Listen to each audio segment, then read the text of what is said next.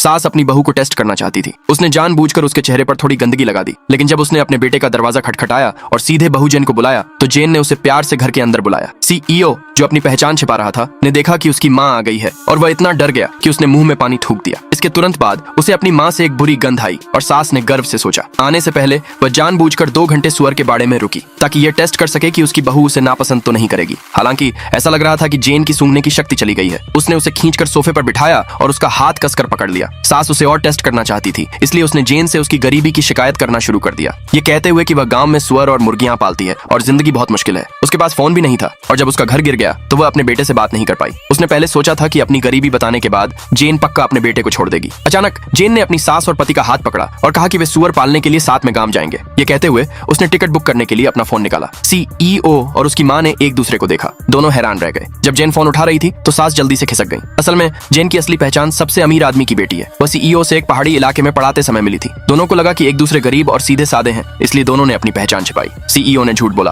कहा कि वह एक सिक्योरिटी गार्ड है। उस दिन सीईओ एक मीटिंग में थे जब उनके असिस्टेंट ने उन्हें बताया कि सबसे अमीर आदमी उनके साथ एक खून प्रेषण डील पर बात करने के लिए खुद कंपनी में आने वाले हैं। लेकिन इसी समय सीईओ को जेन का कॉल आया। पता चला कि जेन उसे लंच देने आ रही थी और वह जल्द ही दरवाजे पर पहुंच जाएगी। सीईओ ने जल्दी से सबसे अमीर आदमी के साथ मीटिंग कैंसिल कर दी और मेन गेट की तरफ भागा। सिक्योरिटी गार्ड से कहा कि वह अपनी यूनिफॉर्म उतार दे और पेड लीव ले ले। जैसे ही जेन पहुंची, सीईओ सिक्योरिटी गार्ड की यूनिफॉर्म पहनकर बाहर चला गया। जेन ने गर्व से टेबल पर डिश रखी और अपने पति से उन्हें छकने के लिए कहा। लेकिन उसी समय एक आदमी और एक औरत उनके सामने आ गए। पता चला कि वे दोनों जेन के कॉलेज के क्लासमेट थे। उस आदमी ने एक बार जेन का पीछा किया था, लेकिन जेन ने उसे रिजेक्ट कर दिया था। अब उसे एक सिक्योरिटी गार्ड के साथ देखकर वह और भी अनबैलेंस्ड महसूस कर रहा था। उसने टेबल पलट दी। उसने यह भी कहा कि वह अब मैनेजर है और उसके एक शब्द से वह सिक्योरिटी गार्ड को नौकरी से निकाल सकता है। लेकिन जिसकी उसने कभी उम्मीद नहीं की थी, उसके सामने बैठे सिक्योरिटी गार्ड ने असल में अपना फोन निकाला और फोन पर मैनेजर को तुरंत नौकरी से निकालने का नोटिफाई किया। 1 मिनट बाद मैनेजर का फोन बजा, जिसमें बताया गया कि उसे नौकरी से निकाल दिया गया है और वह तुरंत अपना सामान पैक करके चला गया। मैनेजर को अपने कानों पर यकीन नहीं हुआ। इसी समय एक सीनियर एग्जीक्यूटिव ने शोर सुना और लोगों के साथ आया। मैनेजर ने तुरंत सीनियर एग्जीक्यूटिव से शिकायत की, कहा कि यह सिक्योरिटी गार्ड अनुशासनहीन है